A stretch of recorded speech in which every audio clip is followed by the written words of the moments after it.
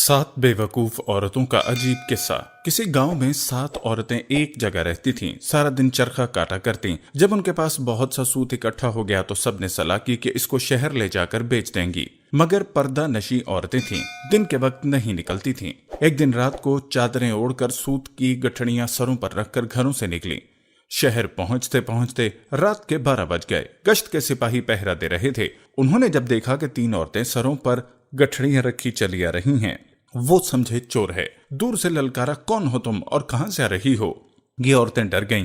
कोई जवाब नहीं दिया। सिपाही ने करीब आकर पूछा, बोलती क्यों नहीं? ये तुम्हारे सर पर किस चीज की गठड़ियां हैं? एक औरत ने डरते डरते जवाब दिया, भाई ये सूत है, हम शहर में बेचने जा रही हैं। सिपाही ने डांट कर कहा, हमें बेवकूफ बना रही हो? रात के 12 बजे कौन सा बाजार खुला है जो तुम सूत बेचने जा रही हो? जरूर कहीं से चोरी करके आ रही हो। चलो मेरे साथ थाने। ये सातों हाथ जोड़ने लगी, उसकी मिन्नतें करने लगी, लेकिन उसने एक न सुनी और उन्हें अपने साथ ले गया। थाने पहुंचकर सिपाही ने दरोगा जी से उनकी शिकायत की। वो उस वक्त सो रहे थे। नींद में उन्होंने कह दिया कि हवालात में बंद कर दो। इन सब को एक कोठड़ी में बंद कर दिया गया, जिसमें सिर्फ एक खिड़की थी जो बरामदे में खुलती थी। खिड़की के सामने दरोगा जी का पलंग लगा था जहां वो सो रहा था। वो सातों कोठड़ी में बंद होकर पहले अपनी किस्मत पर रोती रहीं और फिर जब दिल हल्का हो गया तो बातें करने लगी। एक ने कहा, रात कैसे गुजरेगी? कोई किस्सा या कहानी शुरू करो। दूसरी ने कहा, आप बीती सुनोगी या जग बीती? तीसरी ने कहा, बहन आप बीती सुनाओ। पहली ने अपनी कहानी इस तरह सुनाई। शुरू की कि मैं एक चपड़ासी की बीवी थी। घर में ना कोई सास थी ना नंद। दोनों मियाँ बीवी सुकून से रह रहे थे। मियाँ के पास जितना रुपया था उसका उन्होंने मुझे सोना बनवा दिया था और कहा था कि अपना जेवर एहतियात से रखना। नौकरी का कोई भरोसा नहीं। हाकिम बहुत बदमिजाज है, हमेशा मुझसे नाखुश रहता है। अगर नौकरी चली गई तो जेवर बेचकर दुकान बनाऊंगा। मैंने उन्हें इत्मीनान दिलाया कि मैं सारा जेवर संदूक में रखती हूँ और संदूक को ताला लगाकर चाबी अपने पास रखती हूँ। मैं सारा दिन घर में बेजार हो जाती। मैंने शौहर से कहकर एक बकरी ले ली और उसका नाम बद्दू रखा। मैं बकरी से अपना दिल बहला लेती। मियाँ नाश्ता करके दफ्तर चले जाते और दोपहर का खाना खाने घर आते। एक दिन मियाँ को आने में देर हो गई और मैं इंतजार करते करते थक गई। मुझे बहुत भूख लगी थी। मैं हमेशा पहले शौहर को खाना खिलाती, फिर खुद खाती, लेकिन उस दिन मेरे शौहर को आने में बहुत देर हो गई। मैंने एक तरकीब सोची कि बद्दू के जरिए खाना अपने शौहर को भिजवा देती हूँ। मैंने बद्दू से पूछा, क्या तुम खाना ले जाओगी? उसने गर्दन हिलाकर हाँ कहा। मैंने खुशी खुशी उसके बालों में चंबेली का तेल लगाकर कंघी की और अपना सारा जेवर पहना दिया। यकीन मानो बहन, वो बहुत प्यारी लग रही थी। फिर मैंने एक उजले दस्तरखान में खाना बांधा और उसकी गर्दन में लटका दिया। मैंने उस पर अपना भारी दुपट्टा ओढ़ दिया और उसे दरवाजे से बाहर निकाल दिया। फिर मैंने खाना खाया और बर्तन धोए। फिर अपने पलंग पर लेटी ही थी कि मियाँ घबराए हुए आए और आते ही कहा, बीवी जल्दी खाना दो। मैं हंसने लगी और कहा कि मेरे साथ मजाक न करें। क्या आपका खाना आप तक पहुंचा नहीं? शौहर ने पूछा, मेरा खाना कौन लेकर गया? मैंने कहा, अपना ही आदमी लेकर गया है। शौहर ने तेज आवाज में पूछा, अपना आदमी?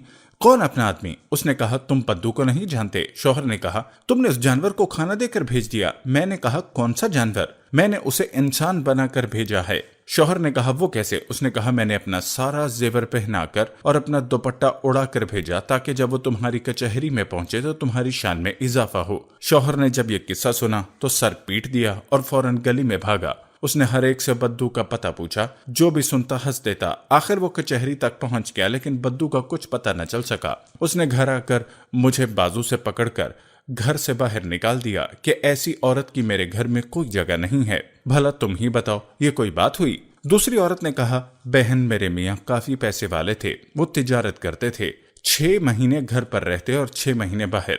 मेरी शादी को 1 महीना गुजरा कि मियाँ को परदेश जाना पड़ा। मेरी तन्हाई के डर से उसने मेरी माँ को बुलवा दिया। उसने सारे साल का सौदा सलफ घर से रखवा दिया और कुछ ऊपर पैसे भी दिए। इसके अलावा 20 रुपए ईद उल फितर के, 20 शबराती के, 20 मुहर्रम के और 20 बकरा ईद के दे गए। जब वो चले गए मैंने अम्मा से कहा, अम्मा मियाँ जिन जिन के पैसे दे गए हैं क्यों ना उन्हें आज ही दे दूं? अम्मा ने कहा, क्यों नहीं बेटा। मैं गली में खड़ी हो गई। थोड़ी देर बाद वहां से एक आदमी गुजरा। मैंने उनसे पूछा, क्या तुम शबराती हो? उसने कहा, आपको शबराती से क्या काम है?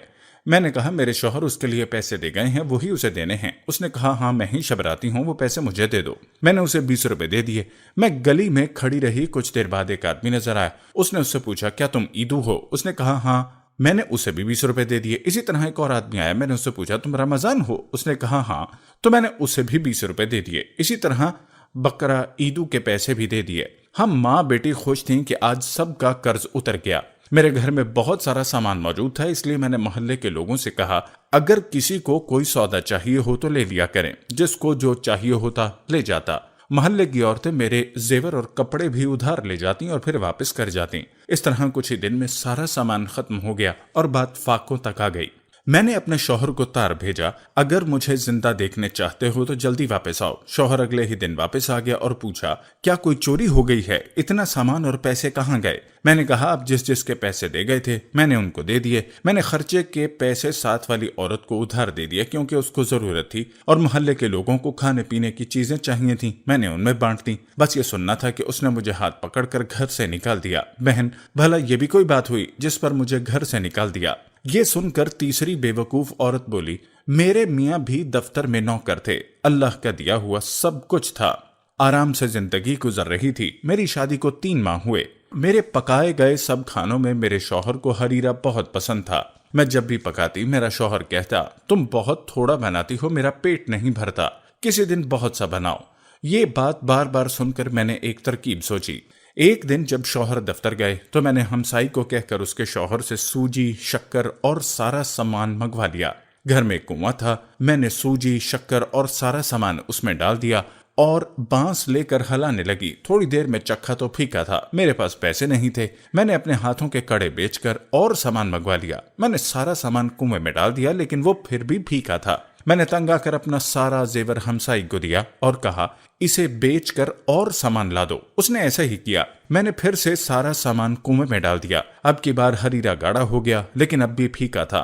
मैंने हमसाई से पूछा अब क्या करूं? उसने कहा घर रहन पर रखवा के और सामान मंगवा लो। मैंने कहा ठीक है, ये काम भी तुम कर दो। उसके शौहर ने जल्दी से घर रहन पर रखवा के सामान ला दिया। अब की बार सामान डाला और हिलाया, फिर चखा तो अब हरीरा मीठा था। मैंने शुक्र अदा किया। थोड़ी देर बाद शौहर आ गया। उसने आते ही खाना मांगा। मैंने कहा आज मैं खाना नहीं बना सकी, मुझे वक्त नहीं मिला। शौहर ने कहा ऐसा क्यों?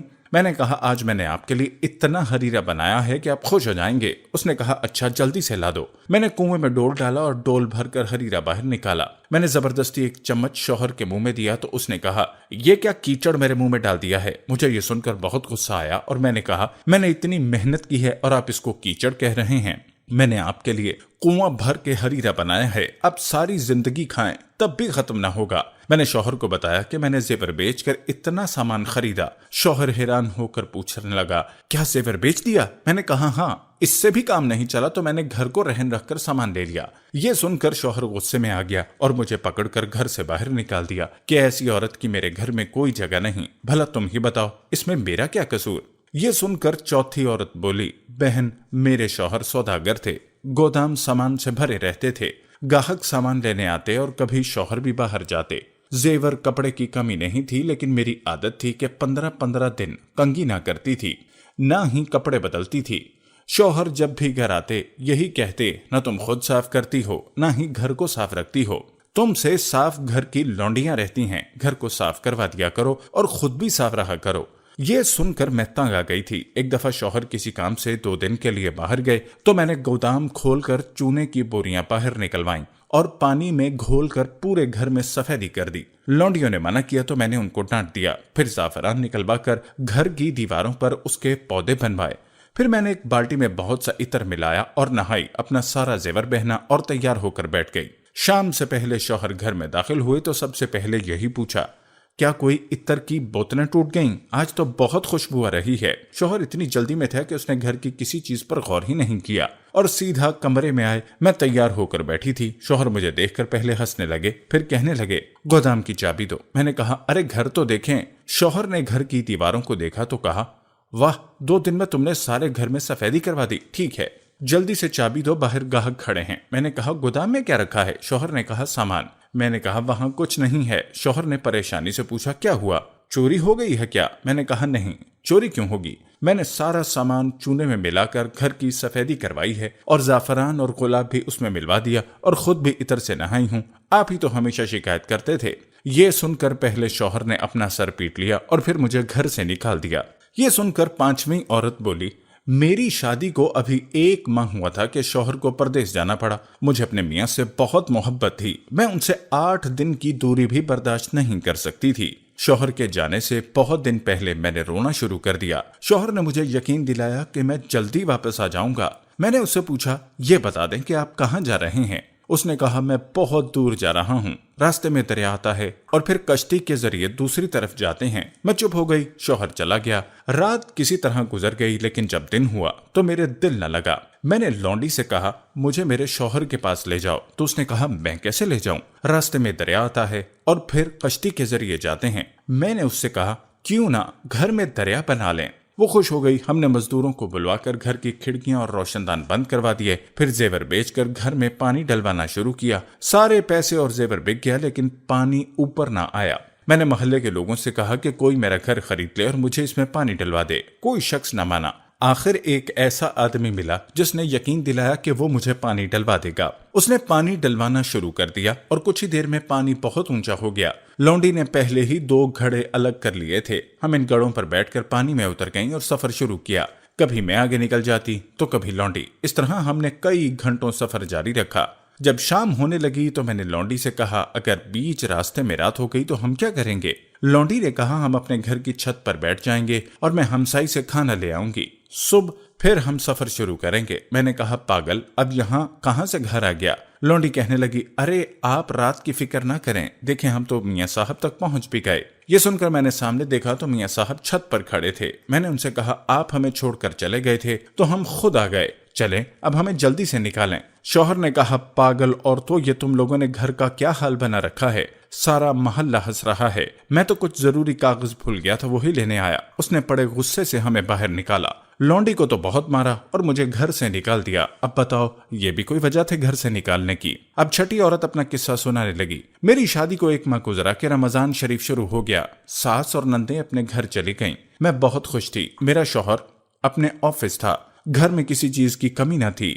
رمضان ابھی چل رہا تھا کہ ایک دن شوہر کہنے لگا، بیگم، میں نے بہت سے لوگوں کے ہاں افطاری کی ہے، اب میں چاہتا ہوں کہ آخری روزے والے دن سب کو دعوت دوں۔ میں نے کہا، کیوں نہیں؟ شوہر نے کہا، ٹھیک ہے، پھر آخری روزے والے دن باورچی سب کھانا بنا دیں گے، تم بس نکلوا کر بھیج دینا۔ میں نے کہا، آپ بالکل فکر نہ کریں، سب ہو جائے گا۔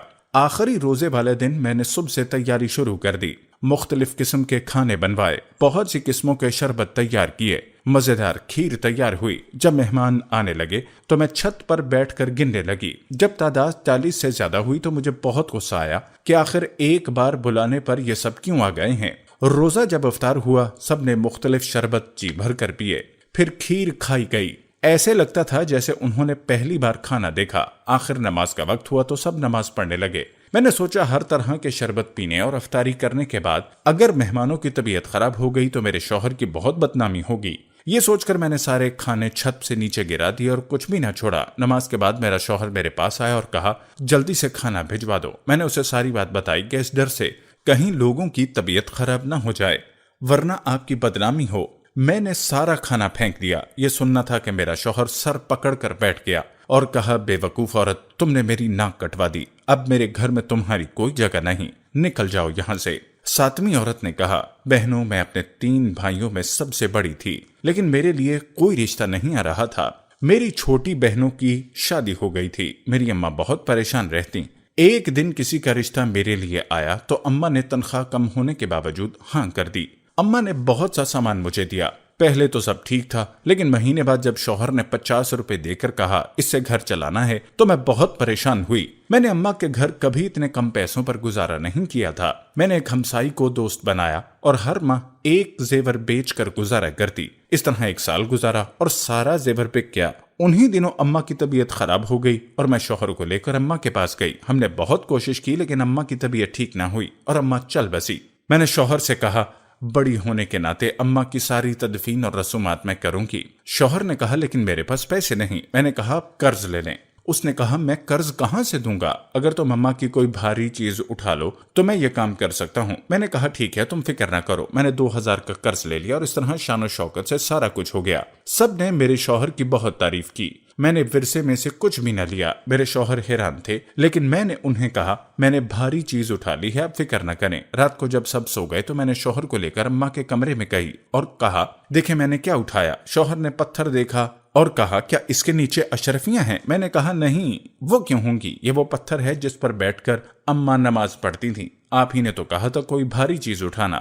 مجھے اس سے زیادہ بھاری کوئی چیز نہیں ملی۔ یہ سننا تھا کہ میرا شوہر سر پکڑ کر بیٹھ گیا، پھر مجھے پکڑ کر جنگل میں چھوڑ گیا تاکہ ساری زندگی بھٹکتی رہوں۔ اپنی اپنی کہانی سنا کر ساری عورتیں اپنی اپنی گٹھڑی پر سر رکھ کر سو گئی۔ صبح ہوئی تو داروغہ صاحب نے سپاہی کو کہا ان 7 عورتوں کو چھوڑ دو، ان کا سوت بیچ کر انہیں پیسے لا دو، کیونکہ وہ ان کی ساری کہانیاں سن چکے تھے اور انہیں یقین ہو چکا تھا یہ دنیا کی سب سے بے وقوف عورتیں ہیں۔